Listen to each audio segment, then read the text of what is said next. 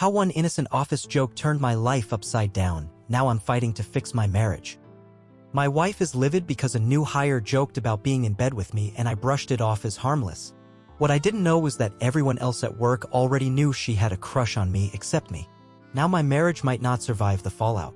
I used to think I was a pretty perceptive guy. Married for 2 years, together with my wife for 8. We've weathered storms, family drama, job layoffs, late nights, early mornings. She's always had my back and I've always had hers. At least, I thought I did. This whole mess started 3 weeks ago and now I'm sitting here trying to figure out if I've somehow destroyed everything by being too damn trusting. I work in sales management, one of those hybrid leadership roles where you recruit, train, and motivate your team like your bonus depends on it because, well, it does. I've been killing it lately. I'm up for a big promotion, the kind that'll change everything. Bigger paycheck, better hours, more respect. I've been all in building a rock star team of hungry, coachable talent. One of my latest hires, let's call her Emily, is objectively attractive, like walk into a room and every head turns attractive. But that wasn't why I hired her. She interviewed well, had killer credentials, and more importantly, she was teachable. Friendly, competent, a little quirky. A good culture fit. I didn't think twice about it. My wife, though? She hated Emily on sight, which was strange because my wife's never been the jealous type. I've worked around women before. Some of my closest friends are women. She's never batted an eye until now. At first, I figured maybe it was just something about Emily's energy or voice or whatever. I tried to laugh it off, joke with her about it. That backfired real fast. She's got a thing for you, my wife said one night, right after we came back from a work dinner. And you're too naive to see it. I told her she was being ridiculous. That this wasn't high school. That adults don't do that. And even if she did, it didn't matter, I wasn't interested. I'm a married man. I said all the right things. I thought that would end the conversation. Spoiler alert, it didn't. It got worse. About a week later, I was at the office, working late with Emily and another new hire on a project. The guy bailed last minute, kid had a fever or something, so it ended up just me and Emily finishing the deck over wings and drinks at the bar across the street. Totally normal. Or so I thought. While I was on the phone with my wife, telling her I'd be home soon, Emily leaned in and said loud enough for my wife to hear, "Come back to bed, babe." It was a joke. A stupid, cringe joke. But my wife didn't laugh. She heard that. Then she lost it. I tried to laugh it off. "Babe, she's just messing around, it's nothing." Wrong move. Wrong. Freaking. Move. My wife went off. "Why is she joking about being in bed with you? That's not normal. That's not funny. Do you not see what she's doing?" I tried to calm her down. Told her I'd talk to Emily about it, which I did. Told her it was inappropriate and to keep things professional. Emily apologized, said she didn't mean anything by it. She even looked a little embarrassed. That should have been the end of it, right? Except it wasn't. Because 2 days later, one of my junior team members made a dumb crack about how Emily must have a shrine to you in her apartment by now, and everyone laughed. Everyone. Except me. Because that's when I realized something sick settled in my gut. They all knew. They knew Emily had a thing for me. They'd been joking about it. Whispering. Watching. And I, like a goddamn idiot, had no clue. And my wife? She did. She saw it from the beginning. And now she thinks I played dumb on purpose. After that moment in the office, the one where I realized literally everyone else knew Emily had a thing for me, I didn't sleep for 2 nights straight. I kept replaying it. The joke. The laughter. The way one of my senior reps smirked and muttered under his breath, "She doesn't even try to hide it anymore." How long had they known? What did they assume about me? Had they been talking about us like it was some open office secret? I felt like the walls were closing in. And worse, my wife was right. She saw it all before I did, and I made her feel crazy for it. I tried to bring it up gently at home, over takeout and Netflix, like I could casually admit, "Hey, yeah, maybe she does have a crush, you were probably right," and just smooth it over. Yeah. No. That blew up in my face. "You told me I was overreacting," she said, eyes locked on mine across the table. "You made me feel paranoid. Like I was some jealous wife inventing things in my head." I told her the truth, or at least the truth I knew then. That I hadn't seen it.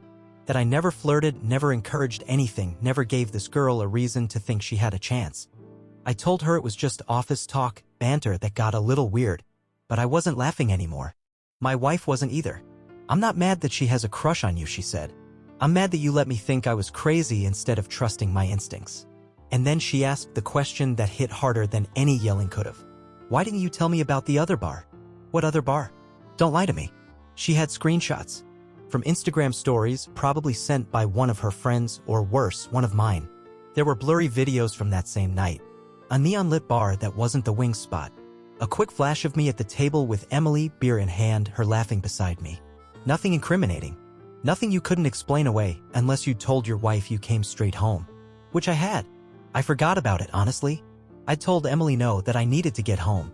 But she guilted me into one drink, saying she didn't want to drink alone in a place she didn't know. I thought I was being nice, professional, friendly. But to my wife, it looked like betrayal. I trusted you, she said, shaking her head, her voice barely above a whisper. Even when it felt wrong, even when you shut me down, I still trusted you. And now I'm wondering if I've just been a fool. That word, fool, it hit different. It stuck. Because that's exactly how I felt too. Like an idiot who missed every sign and let this get way too far. After that night, I went into full damage control. I distanced myself from Emily at work. I asked to be removed from direct supervision over her and reassigned her to another team lead. I told my boss I wanted to avoid any perception issues without getting into details. He gave me a long look but agreed. At home, I was trying to repair what I'd cracked. I started leaving work early.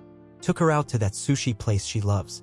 Bought her those dumb but cute slippers she pointed out in a window last month. I was saying all the right things, but nothing landed. You ever try to hug someone who's emotionally checked out?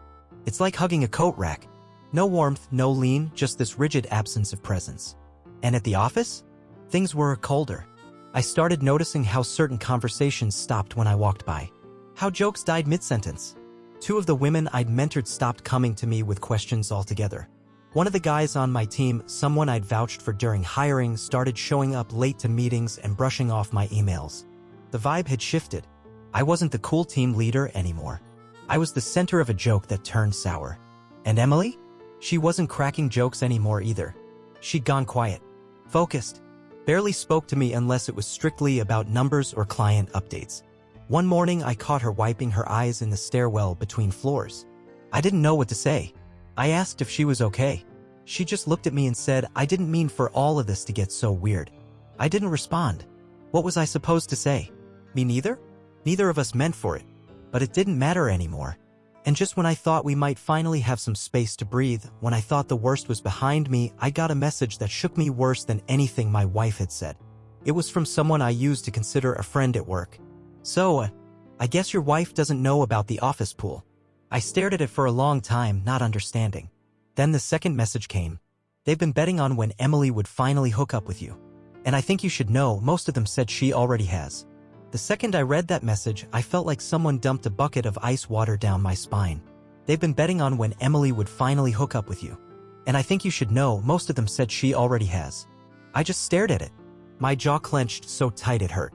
Let me be clear, I never touched that girl. Never so much as brushed her arm. But now apparently half the damn office thought I did and the other half had been placing bets on when it would happen. I texted back, are you serious? Who's saying this? The reply came fast. A lot of people.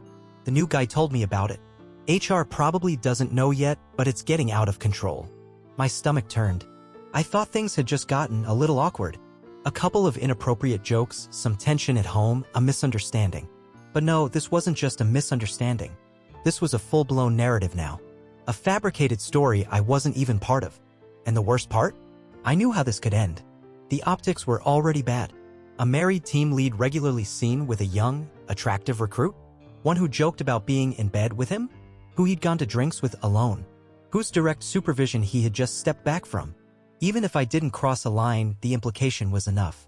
In today's corporate world, perception is reality.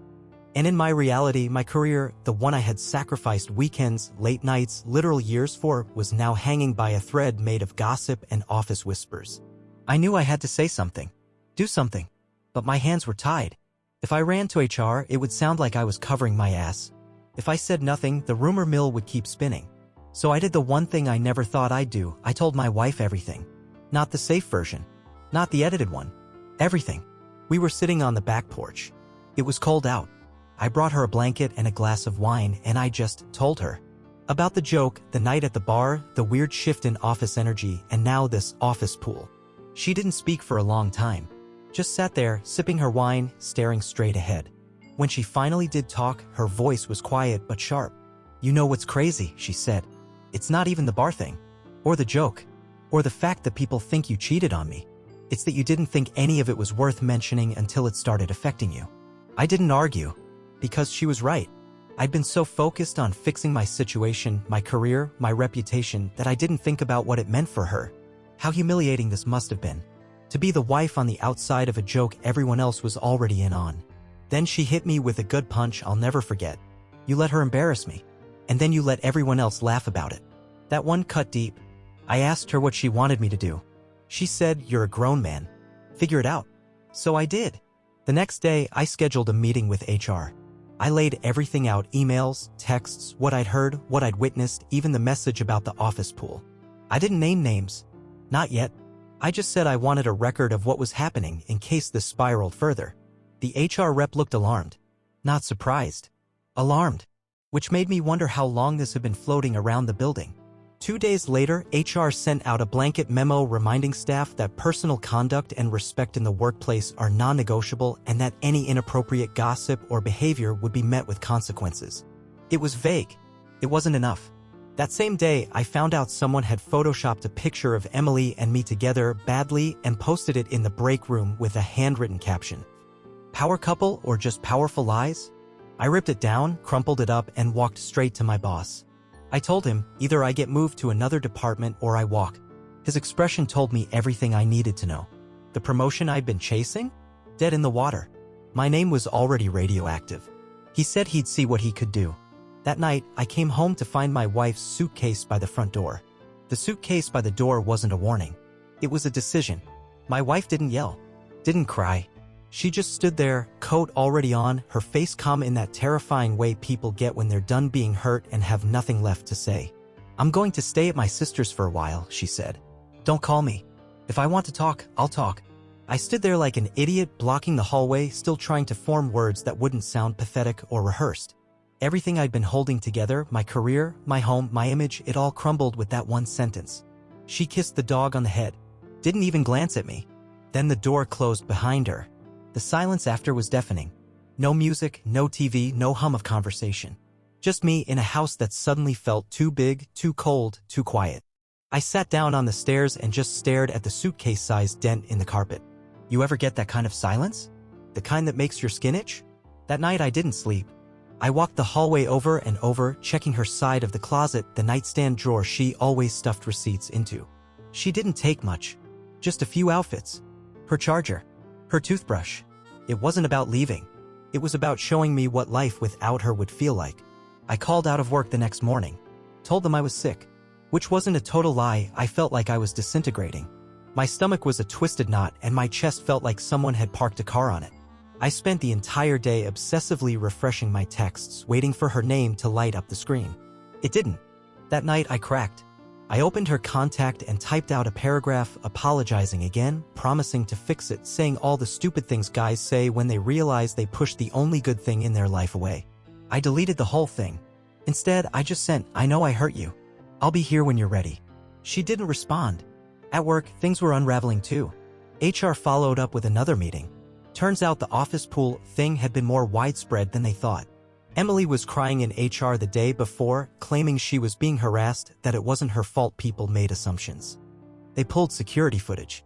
Found the idiot who put the photoshopped image in the break room. He was suspended immediately. Another guy, one I used to grab lunch with, got a written warning for unprofessional conduct. It was turning into a damn circus. My boss called me in again. Said I'd be temporarily reassigned while things settled. No promotion. No leadership track. Just a clean desk in a quiet corner and a bunch of people trying not to look at me like I was contagious. Emily didn't come back after that week. Word was she took a leave of absence. Or maybe she quit. I don't know. I didn't ask. I didn't want to know. The story around the office shifted again. Now I was the guy whose wife left because of office drama. People stopped gossiping to my face, but the awkward smiles, the pitying glances, they said enough. One morning, I opened my locker and found a note. Folded tight and jammed under my backup charger. It read, "Maybe if you noticed your wife like you noticed her, none of this would have happened." No signature. Just neat handwriting and poison disguised as insight. That one almost broke me. Because it hit something raw and true that I hadn't admitted until that moment. I did notice Emily. Not in a romantic way. Not in a cheating way. But I noticed her energy. Her drive. Her attention. I noticed she admired me. And I noticed it more than I should have. That realization crushed me. I thought I'd been innocent, maybe careless, sure, but innocent. But maybe I wasn't. Maybe I didn't cheat physically. But I let admiration from someone else distract me from what really mattered. And I let it happen while calling myself a good husband. I wasn't a cheater, but I was definitely a disappointment. That weekend, I drove to her sister's house. I didn't go in. Just sat across the street for over an hour hoping I'd catch a glimpse of her. Just to know she was okay. To remember what it felt like when we were still us. She never came outside. I went home and started writing something I should have written months ago. A letter. Not an email. Not a text. An actual letter. No excuses. No, but you have to understand. Just the truth. That I wasn't paying attention. That I made her feel crazy. That I didn't protect her from embarrassment. That I didn't even realize how much damage was being done until she was halfway out the door. And that if she ever came back, she wouldn't be coming back to the same man. I didn't expect her to read it. Not really. I half expected her to crumple it the second she saw my handwriting on the envelope. Toss it in her sister's trash, unopened, the same way I tossed aside all the small signs she'd been hurting for months. But I had to try. Not for a big dramatic reconciliation. Just for the chance to say what I should have said the moment that stupid joke left Emily's mouth. That I messed up. That I let her down. I dropped it off on a Sunday. No knocking. No text to say, check your porch. I just slid it between the screen door and frame and drove off like a coward. Heart racing. Hands shaking. It was a 5-page letter. I told her about the joke. The moment I first brushed it off as just a thing people say. The drink at the bar. The night she asked if she could come join and I told her no, how I thought I was protecting her from awkwardness, but really I was protecting my ego. My reputation. I told her how small I felt the moment I realized everyone else already knew Emily had a crush on me and how stupid I felt when I realized she saw it first. I told her how I let her be the villain in her own marriage just because I didn't want to confront how uncomfortable the truth made me. And I told her about the office pool. About how quickly a reputation could unravel when you're busy being the last one to notice the fire burning at your feet. At the end I wrote, "You didn't walk out on a lie. You walked out on a man who let truth grow mold in the dark." I didn't beg. I didn't ask her to come back. I just said, if you decide you're done, I get it. But if there's even a thread of us still left, I'll spend every day earning the right to tie it back together. Then I waited. 1 day passed. Nothing. 2. Then 4. Nothing. By the end of the week, I had stopped checking my phone every 5 minutes. I was operating on autopilot, work, home, silence. The fridge was half empty, the bed untouched on her side. I was brushing my teeth in the dark some nights because I couldn't stand the reflection looking back. Then, 8 days later, I came home and saw her car in the driveway. I froze. I don't even remember getting out. I just remember fumbling my keys, palms sweaty like a teenager trying to sneak in after curfew. When I opened the front door, she was sitting on the couch. Hair in a bun. Hoodie on. Legs tucked under her like she never left. There was no suitcase. No overnight bag. Just her. And a familiar silence that wasn't angry or hurt, just heavy. I opened my mouth, but she spoke first. "I read your letter. Twice." I nodded slowly, unsure if this was a setup or a lifeline. "I didn't realize how far things had gotten," she said. "Not just with the office. With us." Her voice cracked on us. I took a step forward. She didn't move away. "I'm not here to move back in," she said quickly. "I'm not ready for that. But I needed to say something to your face." I braced myself. But what she said next knocked the air out of my lungs. "You're not a bad man. But you became a careless one. And I don't think you realized that until you saw it reflected in everyone else's eyes except mine." That stung more than anything. Because she was right. I didn't protect her. I didn't protect us. I'd been so wrapped up in being the guy everyone at work liked, the guy chasing the next big role, that I didn't realize the person who believed in me most was slowly learning how to live without me. "I loved you through all of it," she whispered. "Even when I was pissed. Even when I walked out. I just couldn't carry your blind spots anymore." I felt tears sting at the corners of my eyes. But I blinked them back. She didn't need a scene. She needed space. And she gave me one last line before standing up. "If you want me back, you don't get to do the bare minimum anymore. I'm not your second thought. I never was. So act like it." Then she kissed me on the forehead, soft, familiar, devastating, and walked past me out the door. She didn't slam it. She didn't promise to come back. But she left the smell of her shampoo in the hallway. She left the coffee mug rinsed in the sink. And she left hope. She didn't come home that night, or the night after, but she started texting again. Short, cautious messages at first. Updates, questions, reminders, then longer ones. Do you remember that bakery in Asheville? Did you ever fix the back door hinge? One night she sent me a photo, my hoodie on her dog, curled up on her sister's couch. The caption just said, "He misses you." I took those crumbs like communion. I didn't push. I didn't plead. I didn't treat this like a countdown to some big romantic reunion. Because I knew better now. She hadn't walked out for drama, she'd walked out to survive the erosion of her self-worth. And if she came back, it wouldn't be to the man who let that happen. So I started changing, even if she never saw a second of it.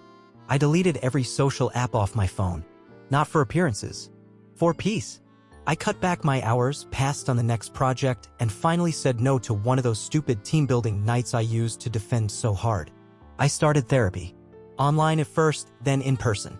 My therapist told me I was emotionally lazy, that I let my marriage operate on cruise control while I chased validation elsewhere. I wanted to argue, but the silence I came home to every night made it impossible. Week by week, I rebuilt my life like I was cleaning out a house someone else had trashed. I scrubbed out entitlement. I boxed up the excuses. I rearranged my priorities. And after a month, I got a message that made my hands go numb. "I think I'm ready to talk. Can I come by?" She came that evening. No suitcase this time, but her coat was zipped up to her chin. Her eyes were glassy, like she'd cried in the car before knocking. She brought 2 coffees. My favorite. Extra cream, no sugar. We sat in the living room. Not touching. Not leaning in. Just 2 people sitting across from the wreckage they built together. "I read your letter again," she said quietly. "The part about letting truth grow mold in the dark." She paused, looked at her coffee like it might have the next sentence written on the lid. I kept thinking, if I had said something sooner, if I'd been louder, would you have listened? Or would you have thought I was jealous and dramatic? I didn't answer. I didn't have to. We both knew the truth. "I needed you to see it without me having to beg," she said. "I needed to matter more than your pride." I told her she always had. I just forgot how to show it. She didn't cry. I thought she might, but she didn't. Instead, she said, "If we do this again, I need to know you'll choose me every time. Not when it's convenient. Not when it's easy. Every damn time." I nodded. "And then, carefully, like handing me something fragile," she said, "then let's start again. Not go back. Not forget everything. Not pretend it didn't happen. Start again." She didn't move back in right away. We dated again. Had awkward dinners and long drives where we relearned each other's breathing patterns. We fought. We healed. We made new routines that belonged to both of us, not just the rhythm I'd set while she quietly followed behind. And about 2 months later, she moved back in. No ceremony. No big announcement. Just a Sunday morning and her suitcase back where it belonged, in the closet, zipped open, clothes folded inside with hope. She kept her toothbrush in her purse for the first week, though. Just in case. I didn't ask questions. I just made room on the counter. At work, things never fully went back to normal. I wasn't promoted. I wasn't anyone's favorite. Some people still looked at me with a weird kind of curiosity, like they were trying to match the gossip to the guy in front of them. But I didn't care anymore. The version of me who needed their validation? He was gone. Burned up in the wreckage of that office joke and the silence that followed. Emily never came back. I heard through the grapevine she found a new job in another city. I wish her well. I truly do. But I don't think about her anymore. Not in that way. Not at all. Because now every day when I come home, my wife is there. She still flinches when I say team dinner. She still raises her eyebrow when my phone buzzes after 8 p.m. And I get it. Trust doesn't regrow like weeds. It grows like oak trees. Slow. Patient. Rooted in effort. But I'm not the same man who let her walk out. I'm the one who watched her leave and still chose to rebuild. For her. For me. For the version of us that deserve better.